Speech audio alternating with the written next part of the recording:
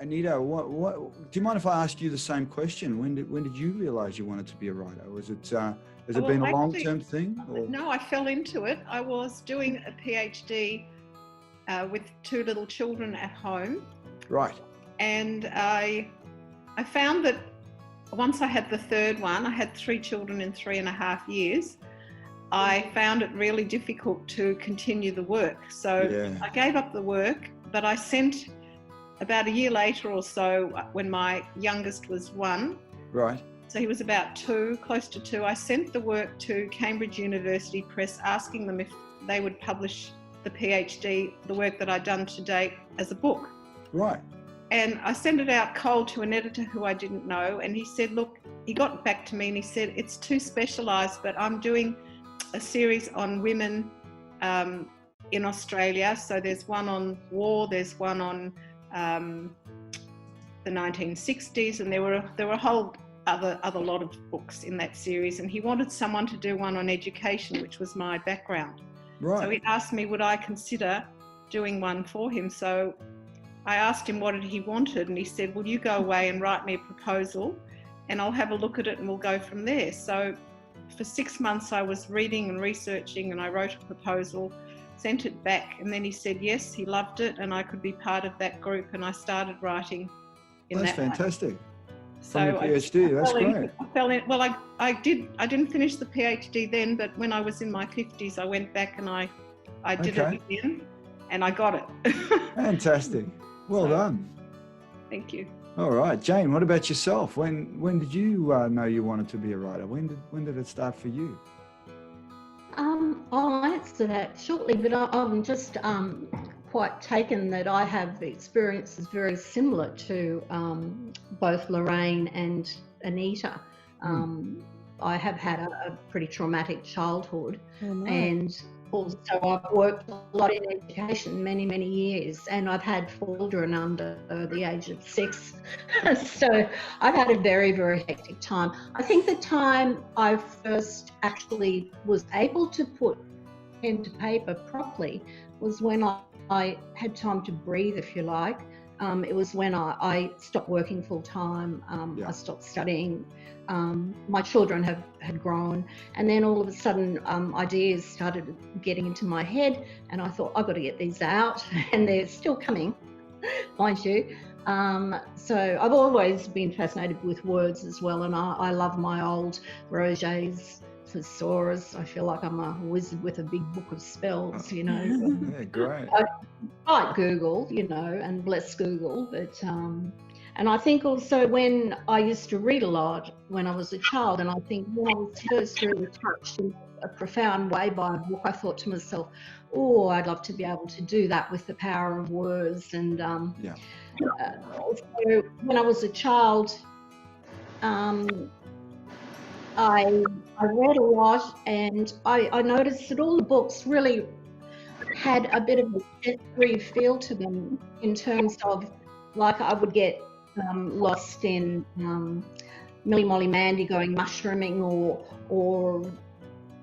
you know, the feel of and the taste of food and everything. I would get lost in, and I thought it's a real sensory experience, and I love to read with all my senses, and I demand of myself that my books are hopefully a true immersive experience.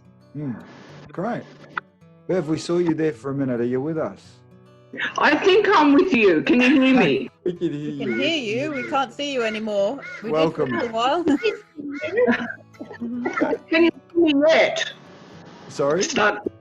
I said, can you see me yet? Oh, I am. Welcome to the call, Bev. Hi. Hello. Hi. Is it Bev or Beverly? Do I need to get this right? It's usually Beverly when I'm in trouble. Okay, good. Well, you're not in trouble here. This is a safe place. So for that, just for the recording, we'll introduce Bev Hunter, who's the author of the book She Has My Heart. So welcome to the call, Bev. It's just Beverly Hunt is Beverly Hunt. Oh, where did I get Hunter from? Apologies, I've typed something in there. It's okay. Okay. So the question we've had, Bev, is when did you first realize you wanted to be a writer? Probably when I was in my late 40s and I went to Saudi Arabia. Right. Not much to do over there. So I got the family history of my mum before she passed. Yeah. And started working on the family history. Okay. It all just snowballed from there. Right. Still haven't finished family history, mind you, but you've written other things. yes, finally finished one of them, one of the books. Good. Well, let me then ask you the question number 2, and I'm really interested to the answer of this question because I'm hoping it's not just me that takes forever to write a book, but how long does it take you, Bev, to write a book? Probably to start to finish, because writing was always, and still is, a hobby to me. Always been a hobby. Yeah, this one right.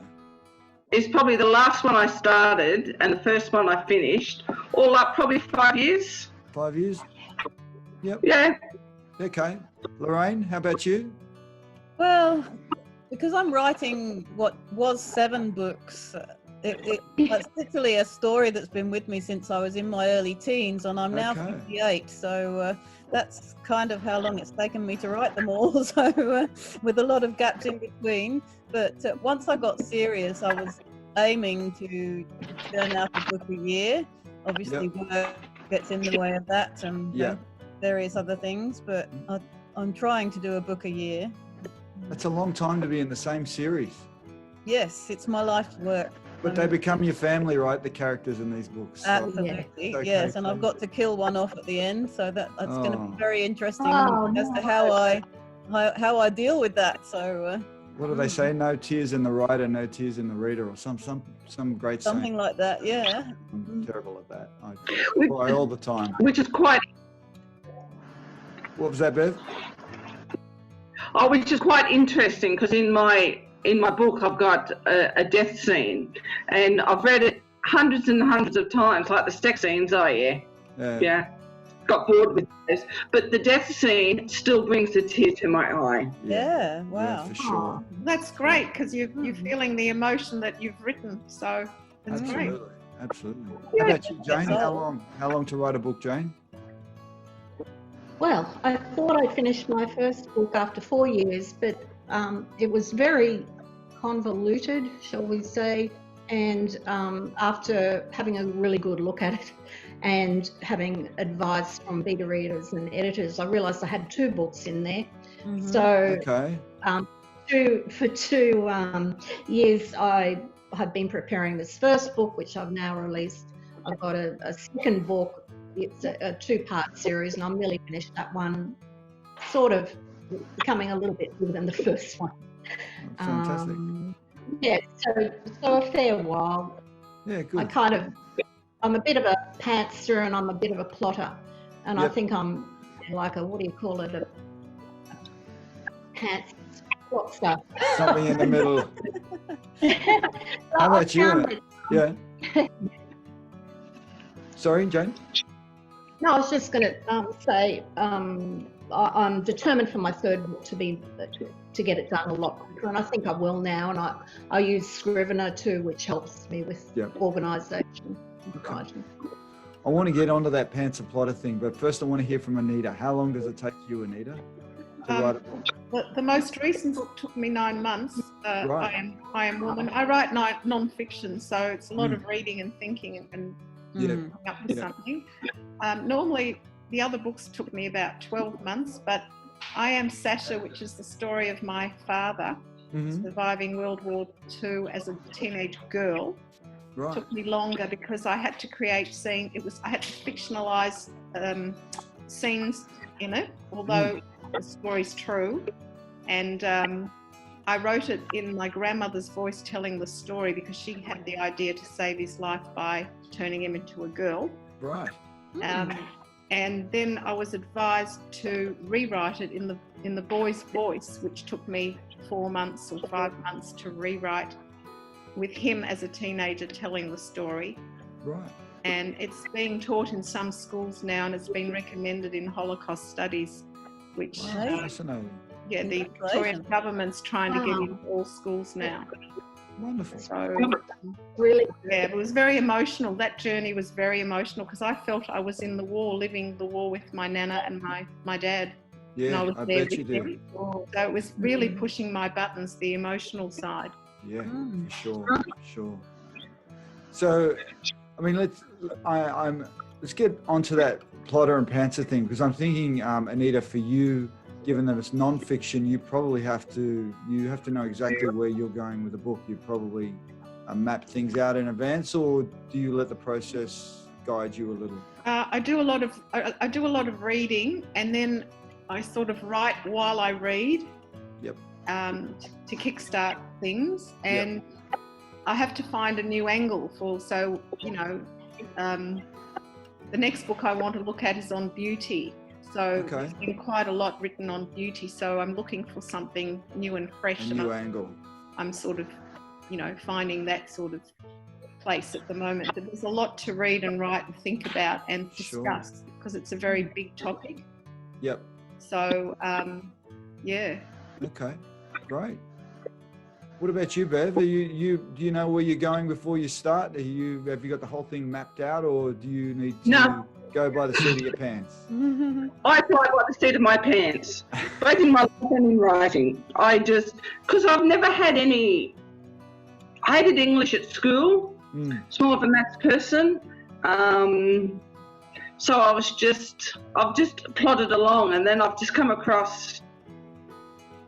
I wrote a couple of scenes for a straight erotic writer in like a lesbian version. Right. And then I wasn't going to do anything with it. And a friend of mine says, well, you've got to do something with it. So I got it off Twitterverse and made a story out of all of this. And it's just, what it flows, I just write and then tidy it all up afterwards. No flow, no rhyme, no reason. Yep. Good. Lorraine, how about you? Like Jane, a bit of both, I think. I've actually written the very end of the final book, and I sort of write and get deeper and deeper and deeper. So I've got the outline of the whole thing, but having said that, after a period of writing, I sort of go back to it after a couple of days and think, wow, where did that come from? I don't even remember writing it. So it's sort of, you get into a zone and it flows and you sort of almost don't recognize yourself. So Yeah, great. I thought that was just me, that I would sit back and look at things and I'd think, where the hell did that come from? So I'm glad I'm not the only one. No, definitely not. And sometimes my characters take me in a direction that I definitely don't expect to be taken. Yeah, for sure. You find I don't think you can map everything out from the beginning to the end. I think you have to feel your way through it as well. Yeah, I think it might be a bit too predictable if you did that. So I do too. I think that would take a lot of joy out of the whole experience, really, if you knew exactly what was coming when. I like to be led by the characters. And our muses and were leaders. For you, Jane, given that you're already in a universe of a series, because I found that in my first book in my series, I could just fly by the seat of my pants. But then as I went into the second and third books, I'd already had this framework that I had to work within. So I had to then think about, how am I going to write within this world? So you see that as well? Yes, absolutely. And I also struggle a little because wondering exactly how much to put in that second book of the first book, because my second book starts the day after the first book. Oh, okay. So we've got the same characters and everything. So, knowing how much or how little I have to put in about what has happened, that's a bit of a challenge for me.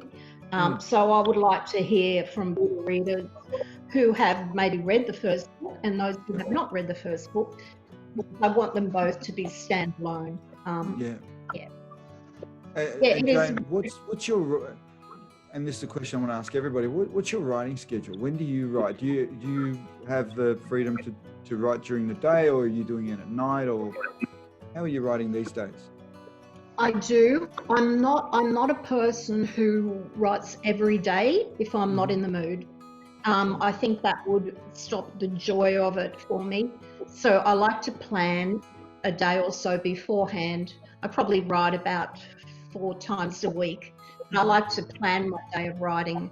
That way I'm pumped, I'm ready to go. And yeah, I either write at home or I love going to the library with another writer friend of mine, and we sit there for like 8 hours Wow. and drink and write, and it's wonderful. You must keep each other accountable, I'm We, sure. we do, absolutely. That's absolutely. Okay. Yeah. How about you, Lorraine? What's your process? When do you get time to write? Well, weekends and evenings, because I'm still working Yeah, me too. normal hours, several more than the normal hours. So I think Andrew, we're both in IT, so yes, that does tend to be fairly long hours. But so weekends and evenings are my writing times, and I prefer to write outside. So hence the move somewhere warmer, so that I can actually not freeze when I write outside in the evenings. Yeah, sure. Lovely. Anita, how about you? I'm an early riser, so I'm either reading or writing at 5 in the morning. Wow. And my writing schedule works around my family commitments, so I don't have a set schedule for the week. Right. So I fit it in when I can do it. When you really. can. Yeah, and I think Yeah. that's writing, isn't it? You just fit it in when you Yeah. can, unless you have, that demand for the next book. It needs to be here in 6 months and you're a full-time writer and you can just, treat it like a business. I think a lot of writers have to just find time around family. Yeah. How about you, Bev? When do you do your writing, your best work? My best work is always in the morning, but unfortunately, I did a lot of my writing when I lived in London. So that's hence why this book is set in London. Yep. And I used to write for 4 or 5 hours a day. And as we all know, you get into a really weird headspace. I've been back almost 2 years now, and I had this crazy idea now to start my own business so I could get other people it's an aged care business, home care, so that then I can get other people to work for me, so then I won't feel guilty when I want to write, and I have to write when I want to write. Sure. So this year has been a bit messy, trying to get things done, but generally of a morning, I work better of a morning. Afternoons, I think the brain gets tired. Yeah. Yeah, I do a lot. It's funny. I agree with you, but for some reason, I do most of my writing at about 11 o'clock at night. So 11 o'clock till 12 o'clock. And that, I don't go to bed till quite late, but I find that my brain has been able to deal with the whole day and sort of half switch off. I like that post-switch off brain. Yeah. But I'd love to be able to be like, some of you guys like Anita and get up at 5 a.m. I'd love to be able to do that. Yeah. My brain doesn't work that way. After you, at 11 o'clock at night, when you finish your writing, can you switch off and go to sleep, or do you have to, Andrew, or do you have to? It goes back to what How you do you said wind earlier, down after Jane. And you said before, I just need to get things out of my brain. I find if I do get the things out of my brain, I can actually sleep. Whereas if I don't, You're right. I can't sleep. You're right. So Yep. I like that process. And maybe sometimes I'll just read a page or two of whatever author I'm reading at the time, just to clear the head, to stop the dialogue, I guess, of the book.